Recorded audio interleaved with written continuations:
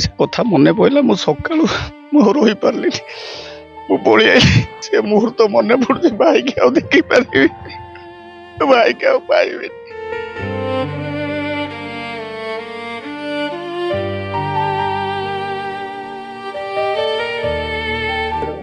ଦେହରେ ପ୍ରୋବ୍ଲେମ ଦଣ୍ଡିସ୍ ଏଠି 6 ମାସ ହେଲା ସେ ଟ୍ରିଟମେଣ୍ଟରେ ଥିଲେ।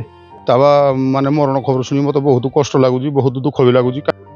ତାଙ୍କର ଲିଭର ମଝିରେ ଖରାପ ହେଇଥିଲା, ଘରେ ଆସିକି 6-7 ମାସ ହେଲା ରହିଥିଲେ। ଆଉ କାଲି ହୃଦଘାତରେ ତାଙ୍କର ଦେହାନ୍ତ ହେଇଯାଇଛି। ଏହା ଆମ ପାଇଁ ଏକ ଅପୂରଣୀୟ କ୍ଷତି, ଭୁବନ ପାଇଁ। ମୋ ଯାତ୍ରା ଜୀବନ ଫାଷ୍ଟ ବର୍ଷେ 2 ବର୍ଷ ପରେ ଜ୍ଞାନ ଭାଇଙ୍କ ସାଙ୍ଗରେ ଭେଟ, ବ୍ୟାଚଲର ଟାଇମରେ। ସେ କଥା ମନେ ପଇଲା, ମୁଁ ସକାଳୁ ମୁଁ ରହିପାରିଲିନି, ମୁଁ ପଳେଇ ଆଇଲି। ଶୁଣିଲି ଯେତେବେଳେ ଆମ ଘରୁ ଫୋନ କଲେ ଯେ ଭାଇ ଚାଲିଗଲା। ମୋ ଭଉଣୀ ସମସ୍ତେ ଜାଣନ୍ତି, ସମସ୍ତେ ମିଶିଛନ୍ତି ତା ସାଙ୍ଗରେ। ମୁଁ ସେଠୁ ଆଉ ଜଣେ ପୋଲିସ ଭାଇ ଫୋନ କଲେ, ମୁଁ କହିଲି ତମେ ରଖ, ମୁଁ ବାହାରିକି ଯାଉଛି, ଘରେ ଅଛି, ପାଟି ପାଖରେ ନାହିଁ, ଘରେ ଅଛି। ସେଇପାଇଁ ମୁଁ କହିଲି ମୁଁ ଯାଉଛି, ସଡନ ଯାଉଛି ତାଙ୍କ ଘର ପାଖକୁ। ତାପରେ ମୁନା ପାଖକୁ ଫୋନ ଲଗେଇଲି, ମୁନା କହିଲା ଜଲ୍ଦି ଆସ, ମୁଁ ବାହାରିକି ଆଇଲି। ସେ ମୁହୂର୍ତ୍ତ ମନେ ପଡୁଛି, ଭାଇକି ଆଉ ଦେଖିପାରିବିନି, ଭାଇକି ଆଉ ପାଇବିନି।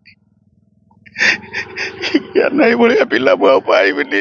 ସେ ଯେତେ ବଡ ହେଲେ ସେ ଗୁଡା ଛୋଟ ପିଲାଙ୍କ ପ୍ରକୃତି ଭଳିଆ ତାର ପ୍ରକୃତି। ସେ ଆମ ସାଙ୍ଗରେ ଯୋଉ ଭଳିଆ ମିସିଂ, ସେ ଭାଇକି ମୁଁ ଆଉ ପାଇବିନି। ମନ ଖରାପ, ମୁଁ ଆଉ କିଛି କହିପାରିବିନି। ରଶ୍ମିରଞ୍ଜନ ସାହୁ ତାଙ୍କ ସାନ ଭାଇ ଅଛି। ସେ ଜଣେ ବୈଦିଗତ ବର୍ଷର ଖଳନାୟକ ଥିଲେ। ଭୁବନ ପାଇଁ ସେ ଆମର ଗୋଟେ ଗର୍ବ ଓ ଗୌରବ ଥିଲା। ଦୁଃଖଦ ବିଷୟ ଯେ କାଲି ତାଙ୍କର ଦେହାନ୍ତ ହେଇଯାଇଛି। ସେଥିପାଇଁ ଆମେ ବହୁତ ଦୁଃଖିତ। ଦେହରେ ପ୍ରୋବ୍ଲେମ ଦଣ୍ଡିସ୍ ଏଠି 6 ମାସ ହେଲା ସେ ଟ୍ରିଟମେଣ୍ଟରେ ଥିଲେ। ଶାନ୍ତନୁ ସାହୁ, ଜ୍ଞାନର ମୋର 25 ବର୍ଷର ସାଙ୍ଗ। ମୁଁ ଷ୍ଟେଜ ପ୍ରୋଗ୍ରାମ ସେତେବେଳେ କରୁଥିଲି, ସେ ଯାତ୍ରା ଲାଇନରେ ପାଦ ଦେଇଥିଲା। ତାପରେ ଆମେ ହୋମଗାର୍ଡ ଲାଇନରୁ ସାଙ୍ଗ ଥିଲୁ। ତାବା ମାନେ ମରଣ ଖବର ଶୁଣି ମୋତେ ବହୁତ କଷ୍ଟ ଲାଗୁଛି, ବହୁତ ଦୁଃଖ ବି ଲାଗୁଛି। କାଲି ରାତି 9:20ରେ ମୁଁ ଖବର ପାଇଲି।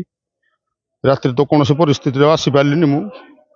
ଏବେ ଆସିକି ଦେଖିଲା ବେଳକୁ ତ ଏଇଭଳିଆ ପରିସ୍ଥିତି ତାର ହେଇଛି। କିନ୍ତୁ ଯାତ୍ରା ଜଗତରେ ସେ ଗୋଟେ ପରିଚୟ ସୃଷ୍ଟି କରିଥିଲା ଯେ ଦୁର୍ଦାନ୍ତ ଖଳନାୟକ ଭାବରେ। ଜ୍ଞାନ କହିଲେ ସମସ୍ତେ ତାକୁ ଚିହ୍ନନ୍ତି, ଜ୍ଞାନରଞ୍ଜନ ସାହୁ। କ'ଣ ଆଉ କହିବି, ମୋତେ ବି କିଛି ଭଲ ଲାଗୁନି, ବହୁତ କଷ୍ଟ ଲାଗୁଛି ହୃଦୟକୁ। ଆଉ ଏଇଭଳିଆ କଳାକାର ଯାତ୍ରା ଜଗତରେ କେବେ ବି ଆଉ ମିଳିବେନି କି ଆସିବେନି। ଆଉ କ'ଣ କହିବି। ଜ୍ଞାନ ଆମ ପାଇଁ, ଆମ ଭୁବନ ଅଞ୍ଚଳ ପାଇଁ ଏକ ଗର୍ବ ଥିଲା।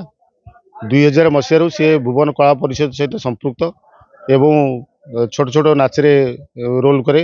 ଏବଂ ଆସ୍ତେ ଆସ୍ତେ ତାର ଯେତେବେଳେ କଳା ପ୍ରତିଭା ଜାଗ୍ରତ ହେଲା, ସେତେବେଳେ ସେ ତାକୁ ନେଇକି ଗୁରୁ ସାର୍ ଏବଂ ଅନ୍ୟମାନେ ଶିବାଣୀ ଗଣନାଟ୍ୟ ଏବଂ ବଡ଼ ବଡ଼ ଅପେରାରେ ତାକୁ ସୁଯୋଗ ଦେଲେ।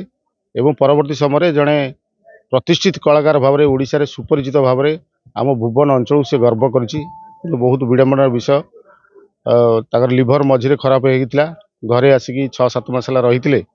ଆଉ କାଲି ହୃଦଘାତରେ ତାଙ୍କର ଦେହାନ୍ତ ହେଇଯାଇଛି। ଏହା ଆମ ପାଇଁ ଏକ ଅପୂରଣୀୟ କ୍ଷତି, ଭୁବନ ପାଇଁ। କାରଣ ଭୁବନ ତାଙ୍କ ପାଇଁ ଗର୍ବିତ ହେଇଥିଲା। ଭୁବନ ଅଞ୍ଚଳର ନାଁକୁ ସେ ସାରା ଓଡ଼ିଶାରେ ପୁରପଲ୍ଲୀରେ ମଧ୍ୟ ପ୍ରତିପାଦନ କରିପାରିଥିଲେ।